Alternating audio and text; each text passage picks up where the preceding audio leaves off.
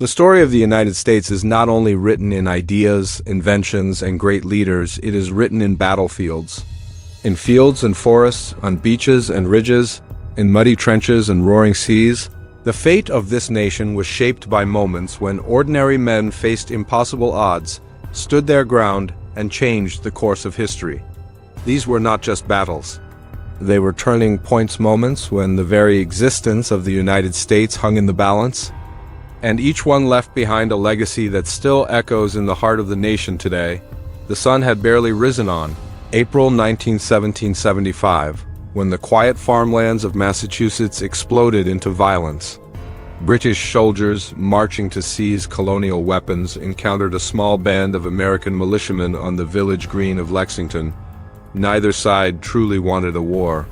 Neither side wanted to fire the first shot. But a single mysterious gunshot cracked the morning air. No one knew then, and no one knows now, who pulled the trigger. That one sound became the spark that ignited a revolution. The British line fired. Men who had been farmers only minutes before fell to the ground.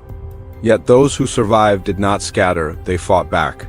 And at Concord Bridge, the colonists delivered a stunning blow. Redcoats retreated under relentless fire from every stone wall, tree line, and farmhouse. A simple skirmish had transformed into a full uprising. At that moment, America was not yet a country, not yet unified, not yet sure of its destiny. But the battles of Lexington and Concord lit a fire that could not be extinguished.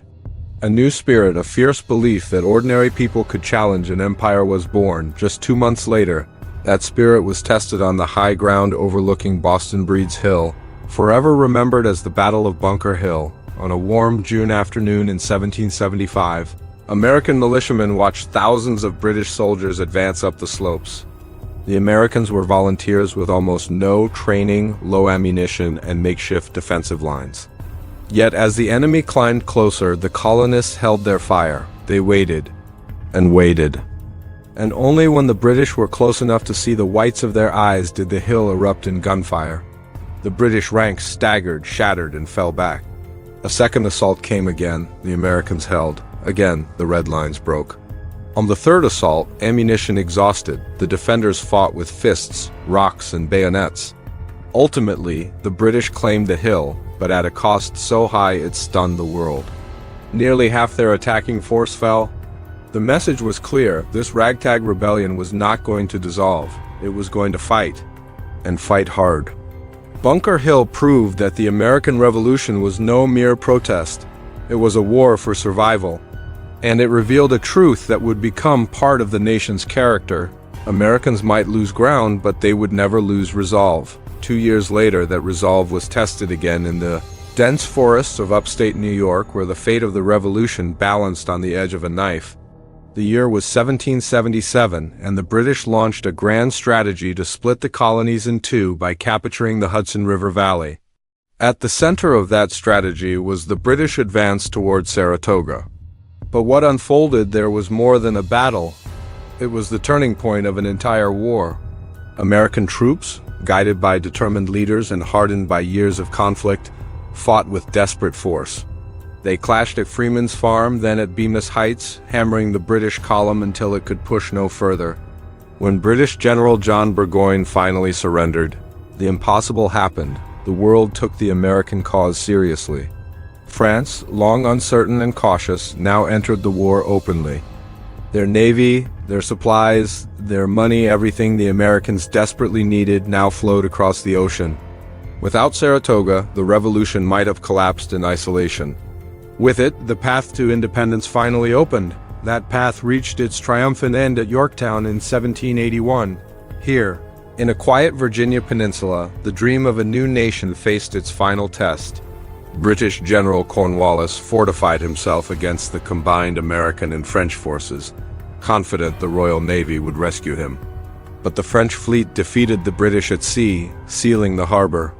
For the first time, the mightiest navy on earth could not save the British Army. Washington, alongside French General Rochambeau, closed the circle. The air thundered with cannon fire. Trenches crept forward inch by inch. The outcome was inevitable. When Cornwallis surrendered, the world witnessed something extraordinary. A colony had defeated an empire. The American Revolution was over, a new nation was born, and it was born on the battlefield of Yorktown, but independence did not guarantee survival. In 1815, decades after the Revolution, America faced a war it had nearly lost, the War of 1812. And at its end came a battle that reshaped the nation's confidence: New Orleans. British veterans men who had fought Napoleon himself sailed into the Gulf of Mexico with overwhelming force.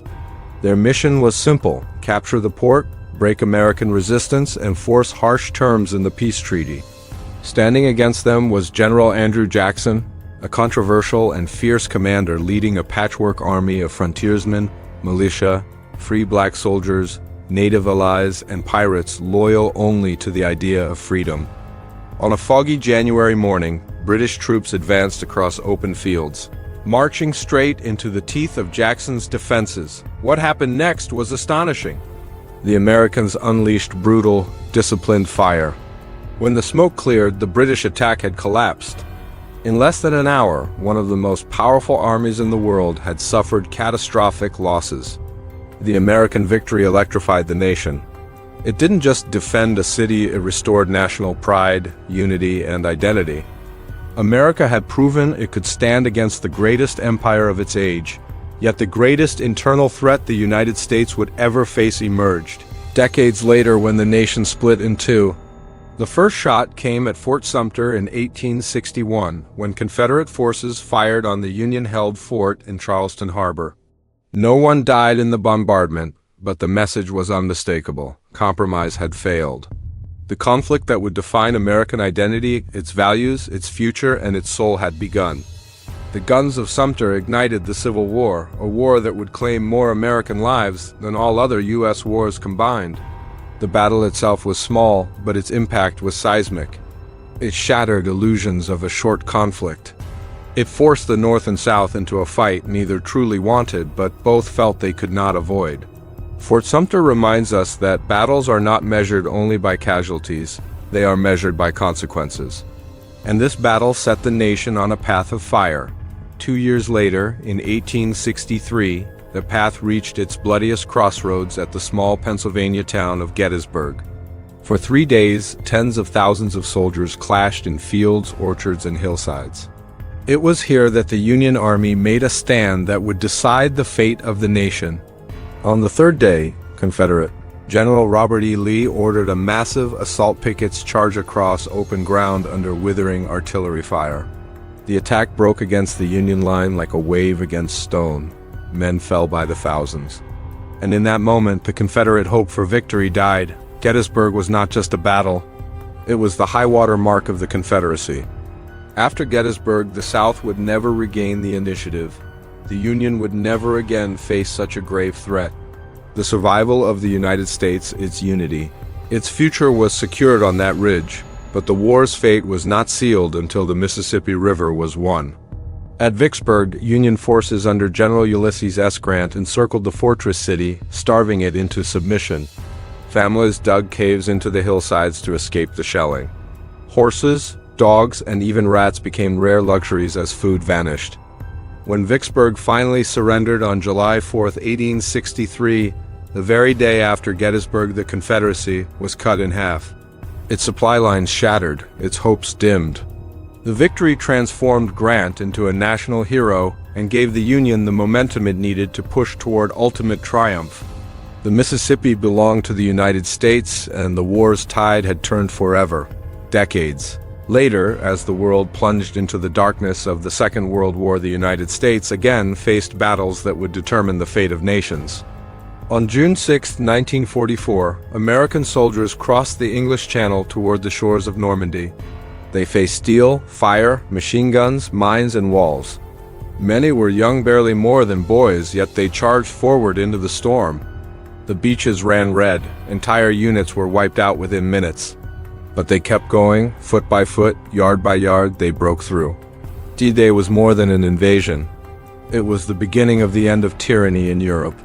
Without it, the Allies would never have gained the foothold needed to liberate a continent. America's role as a defender of democracy was cemented on those sands, but even before D-Day, another battle in the Pacific ensured the United States had a future at all. In 1942, 6 months after Pearl Harbor, the Japanese Navy sought to destroy the remaining American carriers and seize control of the Pacific. At a tiny atoll called Midway, the fate of the world hung in balance. But American codebreakers had cracked the Japanese communications. The U.S. Navy knew exactly where and when the attack was coming. In a stunning reversal, American aircraft struck first, destroying 4 Japanese carriers in a single day. The battle transformed the war. Japan lost its offensive power. The United States seized momentum. The Pacific, vast and uncertain, was now tilted toward American victory. Midway was the moment the tide turned, the moment America began its rise as a global superpower. From the colonial green of Lexington to the windswept ridge at Gettysburg, from the muddy trenches of Vicksburg to the storm-tossed surf of Normandy, these battles were more than clashes of armies. They were crucibles, moments when the nation confronted its greatest tests, when the future trembled on the edge of uncertainty, when ordinary men made extraordinary sacrifices. Each battle shaped the United States in ways still felt today. They forged identity, unity, power, and purpose. They define the nation's character and its place in the world. And they remind us that history is never inevitable. History is chosen, fought for, and the story of America is the story of people who stood firm when everything seemed lost, who dared to believe in something bigger than themselves, who faced death so that the generations after them could know freedom. These are the battles that built the United States. These are the moments that shaped a nation, and their echoes will forever live in the heart of America.